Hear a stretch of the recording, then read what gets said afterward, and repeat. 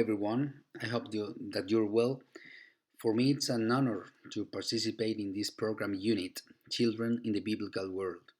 I want to thank Christine Garraway and John Martins for organizing this unit. I'm recording my talk as it is possible that for various reasons I will not be able to attend the event on December the 8th. It is clear that in recent years the scientific community is paying more and deeper attention to the issue of childhood in the past. Written documentation, archaeology, or anthropology provide valuable information about children in ancient times. Articles, monographs, or funded research projects dedicated to the question are good proofs. A scientific society has even recently been created, analyzing the role of children in the past. Exactly 15 years ago, the Society for the Study of Childhood in the Past was founded, an international association that aims to bring together the widely disseminated works on childhood in ancient times. In this sense, the ancient Near East is not an exception. The archaeological discovery of new cuneiform texts and the publication of others that were still waiting in collection around the world added to the new historiographical perspectives make the knowledge of children in the ancient Near East increasingly greater. This is shown by recent volumes like the ones you see on the screen by Christine Warway or myself. Still more recently, several researchers are focusing their attention on child in the Bible. Scholars such as Joseph Fleischman, Sean Flynn, or Christine Garway are proposing interesting comparative approximations between childhood shown by cuneiform sources and that of the Old Testament. These two worlds, the cuneiform and the biblical, with different characteristics and peculiarities, but with significant meeting points, also provide very interesting information about childhood, also from different perspectives. In his recent book, Children in Ancient Israel, Sean Flynn presents a chapter titled The Value of Ancient Children. In it, the author raises the question, how did ancient cultures value their children? This question, whose answer is open and complex, can be approached from different perspectives. In any case, and based on ancient documents, it is evident that the societies from which the biblical and cuneiform texts emanated gave childhood a crucial importance. The concern and desire on the part of families to have offspring, both biological and adoptive, is explicit in documentation. On the other hand, it is also undoubted that due to certain circumstances, normally dark for us, fathers and mothers of ancient Eastern cultures got rid of their children, both when the last ones were in the womb and after birth. The objective of this contribution is to explore the representative documents that informs us about these two realities, to receive children or to reject them. In order to do this, I will choose some paradigmatic examples that will help us to better understand the view that people of the ancient Near East had about children. Geographically speaking, the sources come from the Mesopotamian area as well as the coast of Levant. Regarding their chronology, the documents cover an important temporal range from the beginning of the second millennium before Christ until the 5th century BC. The literary nature of the sources taken into consideration is also varied. Apart from the biblical text, where it is well known that we find books of different literary genres, the sources that I will use will be cuneiform. Among these, the legal codes, contracts, lexical lists, myths and literary texts, and letters stand out. This varied documentary cast sheds light on the perception and value that adults place on children in the aforementioned cultures. Firstly, it must be said that in both corpora, so the biblical and the cuneiform, the idea of the value of the offspring is present. Two significant examples are found in the Book of Psalms and in the poem of Gilgamesh, Enkidu, and the Netherworld. Psalm 127 says, "Children are an heritage from the Lord, offspring a reward from Him. Like arrows in the hands of a warrior are children born in one's youth. Blessed is the man whose quiver is full of them.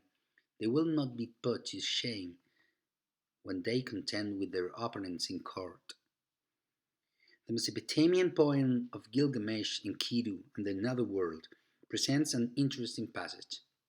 It is a conversation between the hero Gilgamesh and his traveling companion Enkidu as they both descend into the underworld. The two friends are surprised by what they see and the conversation they have when they reach the underworld and see the different spirits is very significant. Gilgamesh says, "Have you seen him whose ghost has no one to care for him?" Enkidu replies, "I have seen him. He eats what is scraped out of cooking and crusts of bread which are thrown into the street." Gilgamesh, "He who had one son, have you seen him?" Enkidu, "I have seen him. He weeps bitterly at the nail which was driven into the wall." Gilgamesh, "He who had two sons, have you seen him?" Enkidu says, "I have seen him. He sits on two bricks and eats bread." We arrive to the end of this passage, and Gilgamesh is saying to Enkidu, "He who had 7 sons, have you seen him?" And Enkidu answered, "I have seen him. As a companion of the gods, he sits on a chair and listens to music." The value of this passage places on having descendants is evident. It even goes beyond mortal life on earth, and the consequences, good or bad, will also be seen after death. One of the keys to explaining the importance of having children in cuneiform cultures is found in the first sentence of Gilgamesh when it refers to parental care. Ancient Mesopotamian peoples had a concern with being cared for in old age, and this is explicit in hundreds of cuneiform texts. One of the main reasons for adopting people in the ancient Near East, and not only children, is precisely to be cared for during adulthood and old age. In Mesopotamian child adoptions, we usually find clauses that present this obligation for newly adoptees. An example is the following Middle Assyrian text from the 13th century BC, coming from the city of Assur. "As well as the adopters live, then the adoptee will honor and maintain them." Obviously, the adoptee will receive something in return, as shown in the following Old Babylonian child adoption from the city of Ur. Concerning Sin-bel-Apli, the son of Imgur-Sin and Dagatum, Ibashi-Ilum and his wife Ningal-Rimera have adopted him from Imgur-Sin and Dagatum and established him as heir. Another interesting reason why children are received within the family context and through adoptions is the existence of a previous abandonment. The exposure of children is a well-known topic in ancient Near Eastern literature, and generally there are two different phases: abandonment and adoptions. The Hammurabi legislation from the 18th century BC proposed the following: if a man adopts in a meshu a child, and then he rears him, that rearing will not be reclaimed. The expression in a meshu has been historiographically controversial, but it seems now clear that this is the formula "in his waters," referring to the amniotic fluid. This expression refers to the young age of the abandoned child, who is rejected, at least legally. The expression in a meshu in the Code of Hammurabi has parallels in legal practice contracts, such as the following Akkadian document from Elam and dated back in the 18th century BC. She has abandoned him in a meshu udameshu, in his waters and in his blood, and she has delivered him to Tusidamkat, the wet nurse. This Akkadian expression in a meshu udameshu, literally in his waters and in his blood, recalls the passage in Ezekiel in which Jerusalem is rescued by God in an allegory of an abandoned girl. I will read only the second paragraph. And when I passed by you and saw you wallowing in your blood, I said to you in your blood, Live. And I said to you in your blood, Live. I made you flourish like a plant of the field, and you grew up and became tall and arrived at full adornment, etc.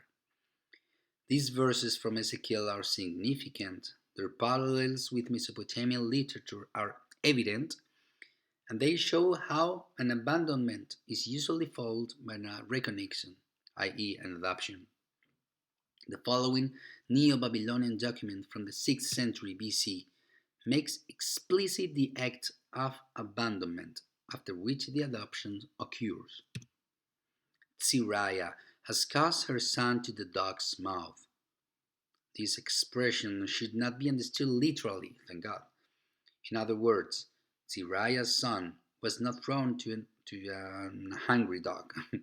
In fact, there are many and varied parallels in which scribes informs us about this expression and other similar ones such as throw into the street, throw into the well, throw to the beak of the crow, etc.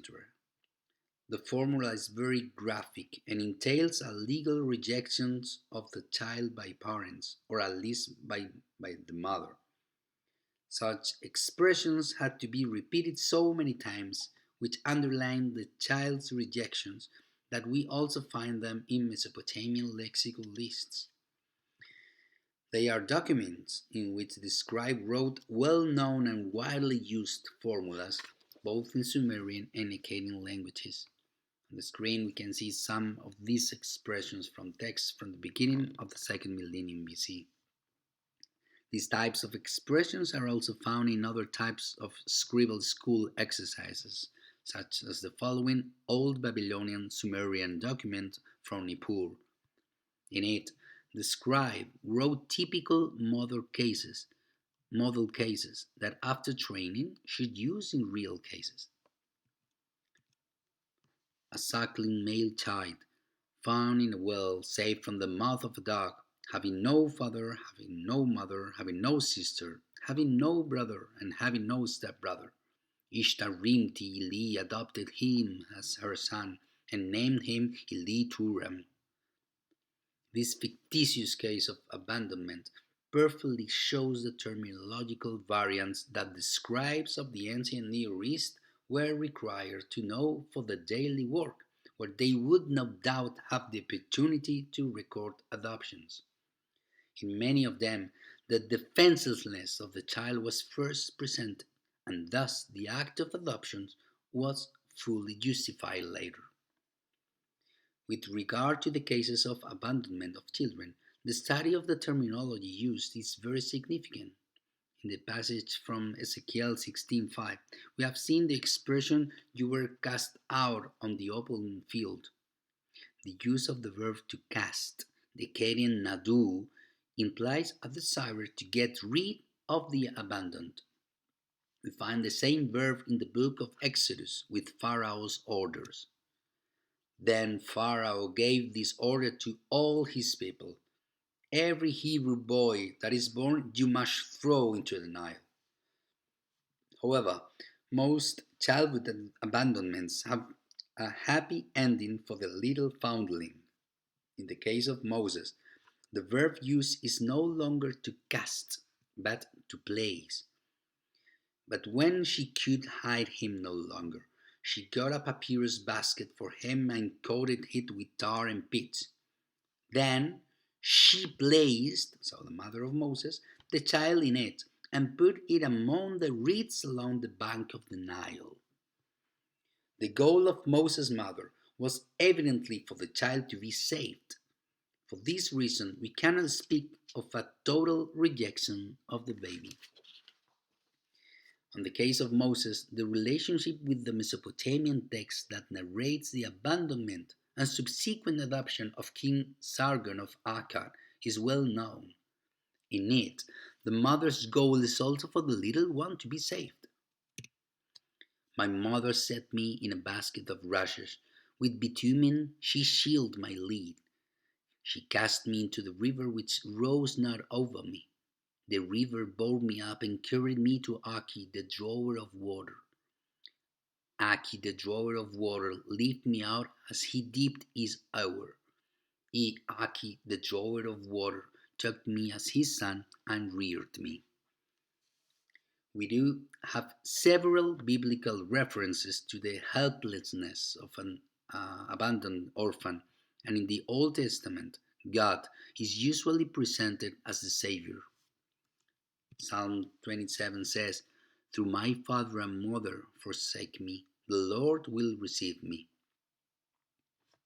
When welcoming an unexpected child, a common practice in the ancient Near East was to identify him with his feet. The Code of Ishtar says the following: "If a man rescues a child from a well, he shall take his feet and seal a tablet with the size of his feet." This practice is not limited to legislative codes such as the one shown, but we find cases of specific children, especially in texts about children's sales. A good case is constituted by a batch of text from the Syrian city of Emar from the 13th century BC. This case shows how the couple Sadama and Kuwe, who we know from other texts that they are experiencing financial difficulties, are forced to sell their 4 children.